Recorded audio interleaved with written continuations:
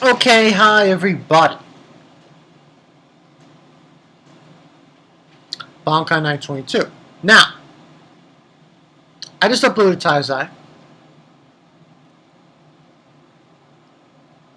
Chapter, what was it? 86. Review. You guys can go check that out. This is going to be Captain Earth. Now, I decided that I'm going to take a break from One Piece. Now, that doesn't mean I'm going to stop watching it, but I figured I'd give myself a break from the episodes. Because, let's be honest here.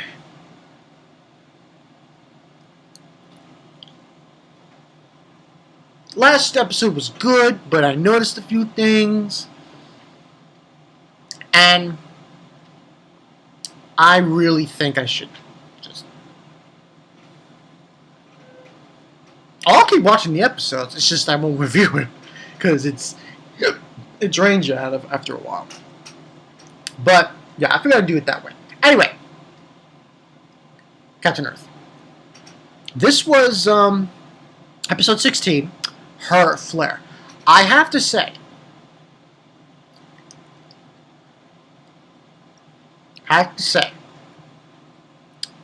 very good episode. Almost, well, this episode, we focused more on the Goodfellow machines and on Globe and on the whole situation with Cube, who's that CEO guy, and Puck. Yeah. And we also get a realization. And here's what I noticed about the Goodfellows. Aside from Bear, you call him, and Siren, I think her name is now, Setsuna. Those two, I have to say, I like what's being presented on those two. Those two actually, they're not, because here's the way I look at it. And I know Kimmy would have shocked her when she sees this. She says, "Move to hate for," because I was saying that I hated those two. Well, the thing is, the reason I hate them is like there's nothing to them. Like, I'm dead serious when I say that. There's nothing to them. All they care about is destroying destroying Earthlings and eating them.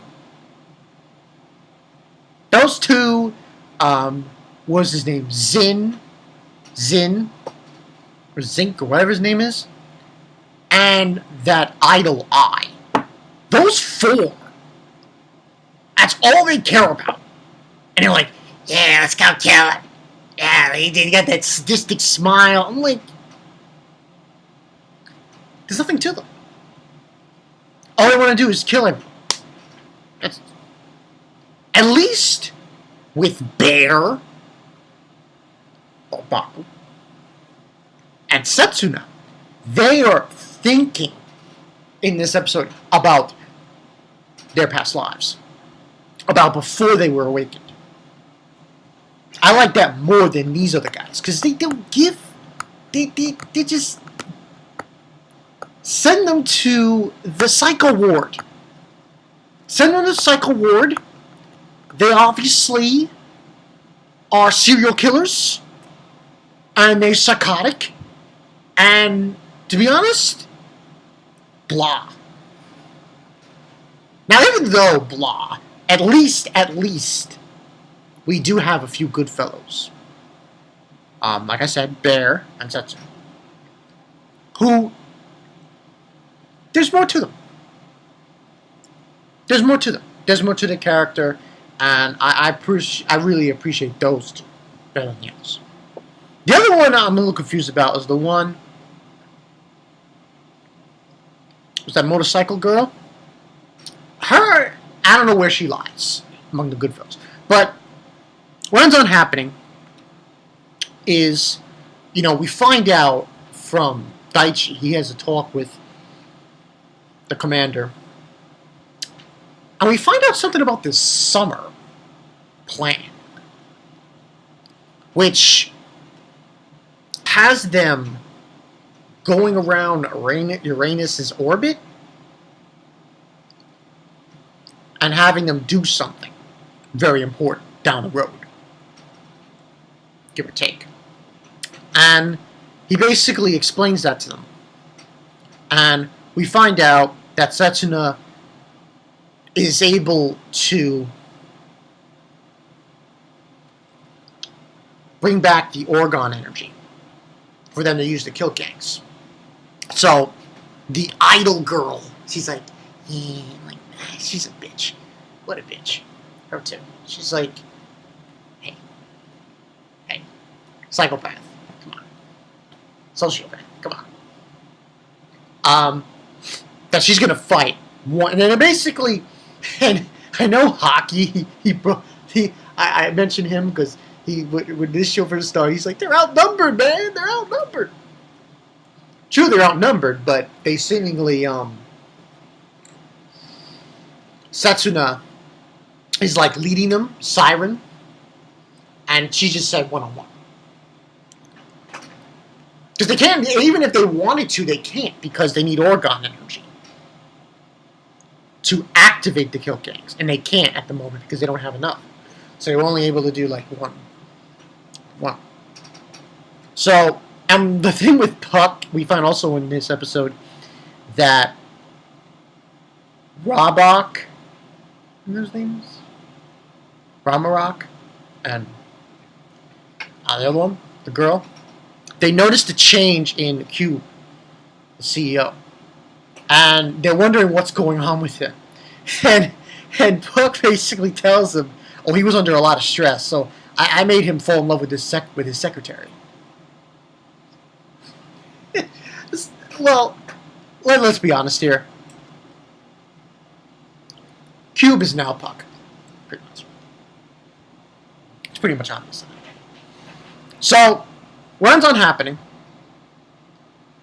the idol girl, she gets in the kiltgang, and they send her to destroy the Earth again in the kiltgang. Problem. Daichi's out of commission, because he's hurt, and so is Teppei. Enter Hana. Let me tell you something right now. I'm especially looking at Kill Me with Shotgun. Listen. I have to say, she was pretty good in this episode, Hana. I know some people might have on Hana, but I personally like her. And I'm liking the fact that they're throwing her in these kind of situations now. Now that she has a live blaster gun, and she can go in. And I have to say, her Earth engine, damn. I mean, she got tossed around a few times, but her Earth engine is basically red, like these red beams coming out of it and shit. And I thought that was boss. She did have a problem with fighting this one, and she was getting attacked and shit. But she was able to evade the enemy's attacks. She was able to predict. She uses basically her singularity, and she's able to predict this and dodge. Of course, she does get caught and almost gets attacked, but because of I think it was a solar flare storm, she was able to escape that and to charge at the enemy and basically destroy. And I have to say, the animation, the transformation of the rope, it was awesome. Very, very, very good. Awesome. Overall rating, I would say for this one, 4 out of 5. Now, it also seems that that other group, I believe they're called Salty Dog, they're making a move as well. And they basically, I think they want to stop the kiltgangs, and it has something to do with the the future for humanity and where they want to put them at the right path. And basically, I think next week they're gonna make their move, which is this other girl, this woman that goes from Salty Dog to Globe. And the other thing about Setsuna, I like she notices like how she was saying to you know, because they were bringing up Albion, they were bringing up Tepe betraying them and saying that, you know, in my past, her past life, they were bad things, and that now we're doing the same thing that they did to us. And I'm going to say that this whole thing of them taking the libidos from the Earthlings, I don't know exactly what would happen. I mean, we haven't really given that thought in the show yet. They haven't presented that. I would like to. There's like a few questions that I think the show needs to answer. That question I just brought up. And this blue-haired girl, the one who gave the gun to Daichi, the live blaster gun to Daichi. So, but for now, I'm liking where this is going. And it seems like next Saturday, what's going to happen is they're going to have this girl from Salty Dog show up, this woman, and they're going to use this. They're not using the Earth engines, they're using this robotic drone. It's like really fast, it's going to shoot them and shit, but apparently it backfires. So we'll have to wait and see how that turns out. Also, in this episode, I wanted to just mention, you did see like Siren Setsuna. She was saying, "Where's Lupa? Where's her squirrel?"